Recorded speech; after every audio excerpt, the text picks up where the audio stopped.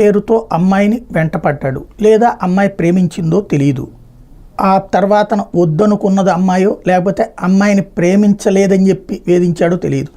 ఫైనల్గా అయితే ప్రేమ అన్నటువంటి పేరుతో వేధించి చివరికి అమ్మాయిని హత్య చేసినటువంటి ఉదంతం ఆ మధ్యకాలంలో గుంటూరులో చోటు చేసుకుంది. గుంటూరులో బీటెక్ విద్యార్థిని రమ్య హత్య కేసు 2021లో సంచలనం సృష్టించింది. అప్పట్లో ఆగస్టులో కత్తితో పొడిచినటువంటి వ్యక్తి అరెస్ట్ అయ్యాడు.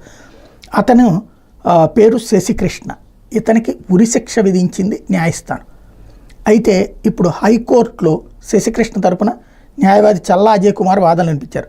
శిక్ష తీవ్రతను తగ్గించమని, అలాగే దిగువ కోర్టు విధించిన మరణశిక్షను ఖరారు చేసే ముందు తన ఆరోగ్య పరిస్థితి చూడండి, తన మానసిక పరిస్థితి చూడండి అని చెప్పి అడిగారు.